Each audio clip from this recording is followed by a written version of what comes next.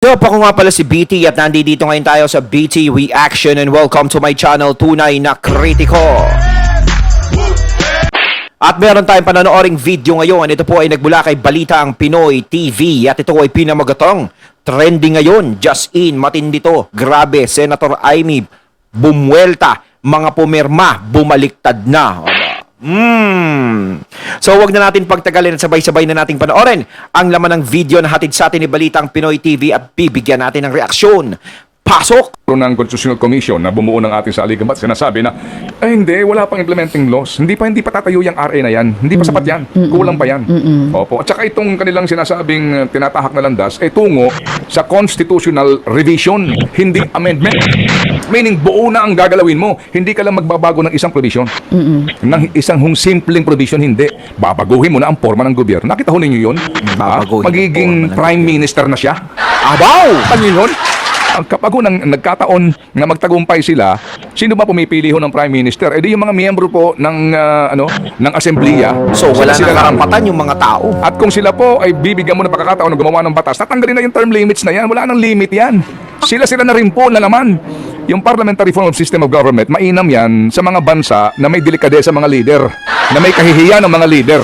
Narito ang Balitang Pinoy Yung mga hindi TV. makakapa. Ayun.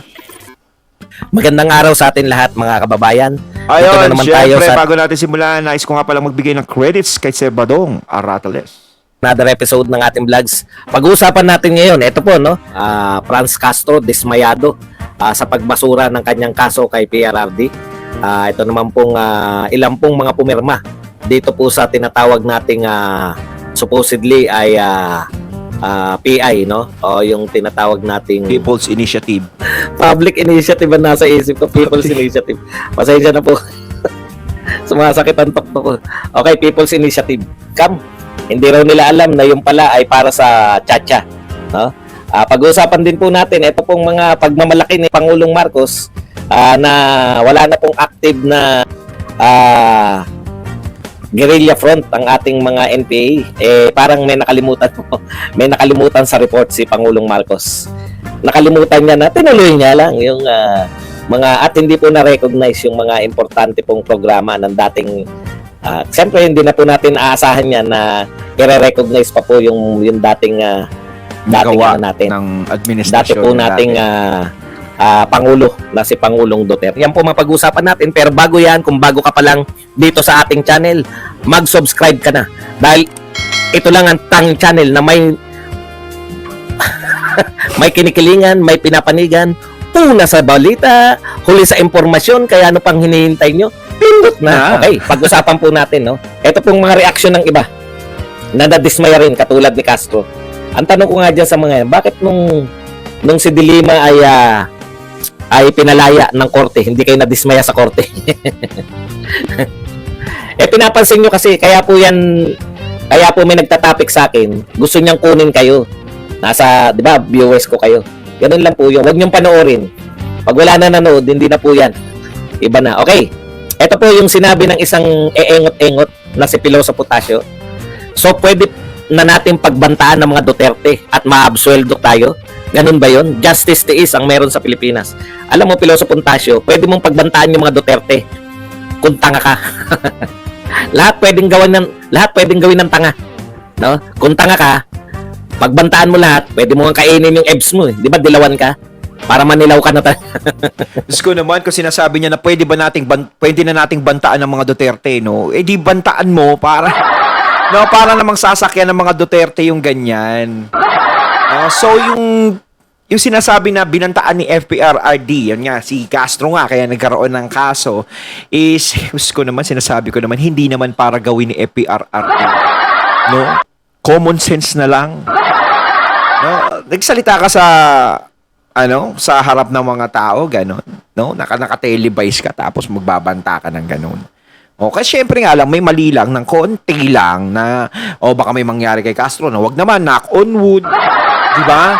Na pagbibintangan si FPRRD. No? Pero kung ikaw sanay sa mga salita ni FPRRD, is parang ano na lang sa iyon, parang musika na lang na pinapakinggan mo araw-araw. Ganun yan eh. So, siguro talagang dinibdib lang talaga ni Castro dahil unang-una, hindi sila close. Ngayon, kung close sila, is walang problema. Yan po ang mga reaksyon ng mga mahihina kokote. Yan, tama yan. Pag tanga ka, akusahan mo yung mga Duterte. Maabsuelto ka. Tanga ka. Okay. Punta Kung kaya mo ba bantaan yung mga Duterte, ha? Kung meron ka talagang bulls, di ba? Pero kung wala kang bulls, wag na. tayo rito sa na-scam. Ayan, na-scam daw po sila. Ito po ay isang tagpo, no? Ayun, Ini-interview na-scam. tong babaeng ilan lumagda sa pagsulong ng charter chains, nais bawiin ng pirma. Ayan, ito po ay report ng CNN, hindi po ni Badong. Galing po to sa CNN Philippines. Ayan. Sabi niya, nitong tinago yung pangalan at tinago pati muka, hindi niya raw alam yung pinipirmahan niya. Ang alam niya raw, ayuda, bibigyan siya ng ayuda. Ngayon, nung nasabi sa kanya, charter chains, hindi niya raw po naunawahan. Alam po ninyo, napakarami pong ganyan, no? Ang tanong nga nito ng babaeng itinago ang mukha at pangalan, pwede raw bang bawiin yung kanyang pirma? Alam niyo po, marami pong ganyan na kaso. Yung isa naman po na mapagmarunong si ate, kapitbahay ni itinagong mukha at tinagong pangalan, akala niya ayuda. May presyo pa 2,000. Akala niya 2,000 yun. Pero ano man yung pinirmahan niya, hindi siya sigurado. Pero sang-ayon na po siya, mapa ito man ay chacha o mapa ayuda. Alam po ninyo, ang masama po rito, no? Sinasabi po ni Senator Amy Marcos at saka ng mga ibang senador, yung ayuda mismo, yung pinangangalandakan, no? Para pumirma rito sa chacha na to. Kasi madaling masilaw pag ayuda eh. No, madali mong mapapapirma sa hirap ng buhay ngayon, kailangan ng mga tao ngayon yan. Kahit ako, kailangan ko ngayon yan. Pero di ba mas maganda kung pag-aaralan muna natin bago pirmahan. Maging mausisa tayo, ano ba yan? Pag sinabi nilang ayuda, are you sure? Ngayon, kung may konting kaalaman ka na sa mga nababalitaan mo, kumbaga, wag basta-basta pumirma. Siguraduhin mo muna, ano ba talaga yan? No? O kung sinabi nila talaga, pinipilit na ayuda yan. Ay, hindi. May mga nababalitaan kasi akong ganyan, di ba? Tapos, pag sinabi nila, di wag kang pumirma. Di ka pinapirma. Tapos, malay mo, ayuda nga pala talaga, no? Hindi naman pala charter. Tapos binigay na 20,000 sa tao. Meron na pong nahawakan si Senator Marcos na laman mismo. Ito na po yung laman, no? Ang pinapipirmahan po pala, hindi lang po yung tanong na gusto niyo bang baguhin yung konstitusyon. Meron pong pati po yung paraan ng pagbabago. Ito po yung nakalagay doon sa pinapakita ni Senator Marcos na form na nakuha raw niya sa isang staff at mismo doon sa mataas na tungkulin ng congressman, no? Ayon dito sa CNN Philippines. Dapat ginagano natin sa kumakalat na petisyon pamamagitan ng joint voting ng Senado at Kamara. Bakit ano po pagkakaiba niyan, no? Siyempre tututol po rito yung Senado kasi joint voting 300 plus yung mga congressman. Dami, no? Yung mga senador 24 lang sila. So kakainin lang po sila. Pero hindi po yan ang konstitusyon natin Ang nasa konstitusyon po natin, lagi pong separate voting. Magkaiba pong house yan. Yung mga simpleng batas po, katulad ng pagpapalit ng kalye, pangalan ng kalye. Separate voting po yan. Iba po yung boto ng mga congressman. Hindi po joint. Kasi magkaibang house po yan. Ang gusto po ng pagpapapirma, aamyendahan yung konstitusyon sa pamamagitan ng joint voting. Yun po pala yung laman ng pinapipirmahan dyan sa People's Initiative na yan. No? Mali po yan. Dahil magkahiwalay po yung House of Representatives at saka Senate. Sabi nga sa inyo, kumbaga bukod ng desisyon yun, no? Kung ayaw ng isa ng Senate, hindi pa pwede yan. Kailangan magkaisa yung desisyon nila. So, hindi pa pwedeng ilalagay nila doon, iisa na lang yung desisyon na, kumbaga, magkasama sila doon, yung Senado at Congress, is para sinabi nila na pagkasunduan na nila yung gano'n. Nakikita mo naman yung mga Senado, kontrang-kontra. Lad po nito, budget. Separate po. Separate yung botohan ng budget sa House of Representatives at sa Senate. Yun nga lang, kaya pag may hindi sila napagkasunduan, may BICAM doon po pag-uusapan. Yun nga lang, sa BICAM din nagaganap yung mga insertion ng budget. Sa BICAM po ginanap yung insertion ng 12 billion para po sa binigay sa COMELEC na ang sinasabi po ay chacha. Ayan. Okay. Eto po simple lang po. Yung mga batas po, napapalitan yung kalye. Separate pa rin po kailangan. Separate po yung boto ng HOR tsaka ng Senate. Bakit po sa napaka-importanting pagpapalit ng konstitusyon, bakit ang kahulugan po ng joint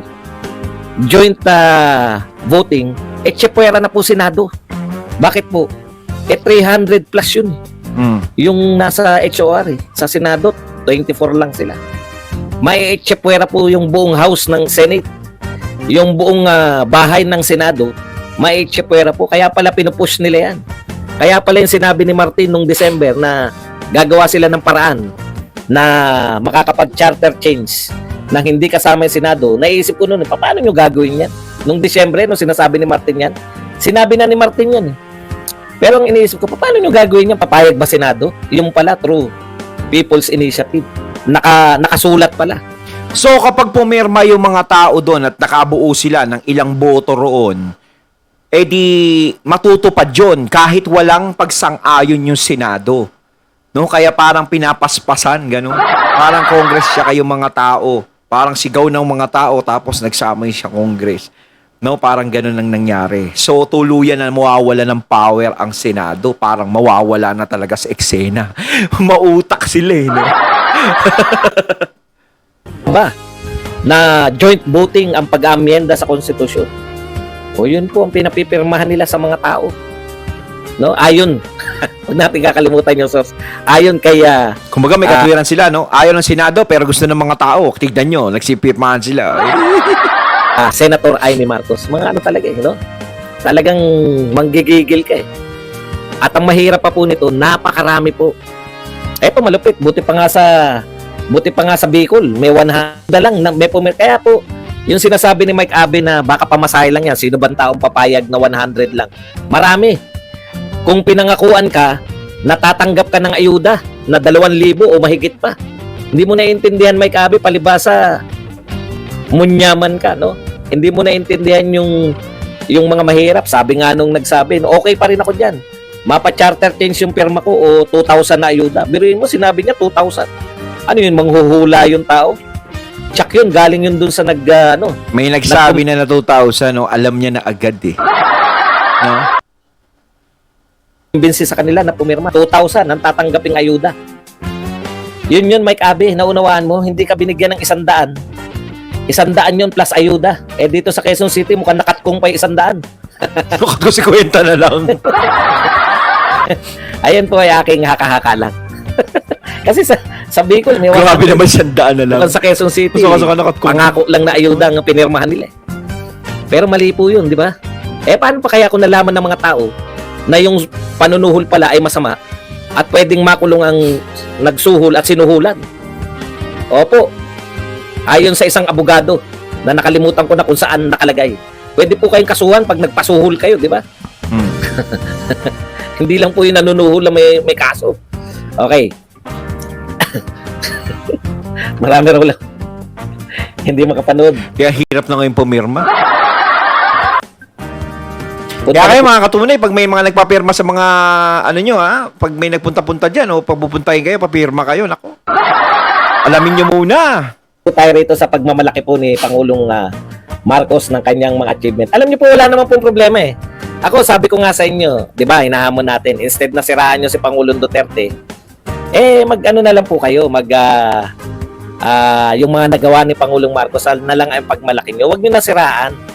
Di ba? Ang problema kasi, may konting nagawa tapos sisiraan na nila yung administrasyon ni Pangulong. At saka nagkakaroon ng comparison. No, nagkakaroon yung panahon ni Duterte, wala nang ganyan. Ito yung panahon ngayon. 'Di ba? Nagkakaroon ng comparison Tsaka may punto rin si Sir Badong na kung sakasakali naman is kung may magawa ang ating pangulo, is wag nang i-gano na meron pang sinasabi, yung ganyan, si Duterte, wala namang ganito, ganyan. Dapat wala nang ganon. Kung may na-achieve ang Pangulo, is maganda. Diba? Matuwa tayong lahat. Ganon na lang. Huwag na yung mga comparison na mangyayari.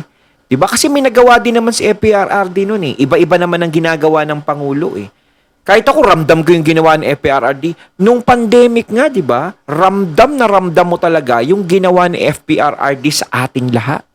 No? Kaya tayo nandito. Nakasurvive tayo sa loob ng 2 taon na siya ang namunot na nungkulan. 'Di ba? Hindi niya tayo pinabayaan. Yun pa lang ay napakalaking bagay na nagawa ni Tatay Digong sa ating lahat.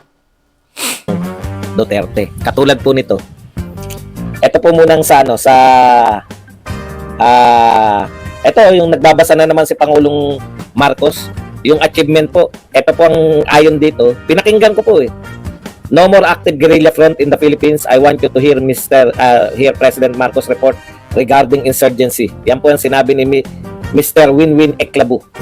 This is the bagong Pilipinas, the success of every Filipino. Mr. PBBM, you are truly inspiring. Alam niyo po, ang kulang po sa senaryo na to, okay naman yun, tatanggapin naman natin yun eh. Thank you very much po sa nagpa-member, no? Sino ba to nagpa-member? Teka, titignan natin. GNS for Life, naku, long time no look. Thank you very much sa pagpapa-member, GNS for Life. Ayan, at long time no look, GNS. Okay, alam niyo po, eto real talk po tayo, no? Masaya po tayo na sabi nga wala ng active guerrilla. Iba po yung wala ng NPA, iba po yung wala ng active guerrilla front, no? Ibig sabihin, meron pa rin pong mga rebelde pero yung matatatag po na kanilang mga yung kuta, Wala yun po na. yung ibig sabihin no, na halos na buo. Ayon, at ating natunghayan ng video na nagbula kay Balitang Pinoy TV at syempre natunghayan din natin si Sir Badong Arrateles. Kayo mga katunay, anong masasabi nyo tungkol dun sa napanood nating video at binigyan ng reaksyon? Comment lang po kayo sa comment box. So once again, I'm BT and I'm out. Peace. Ingat sa pirma.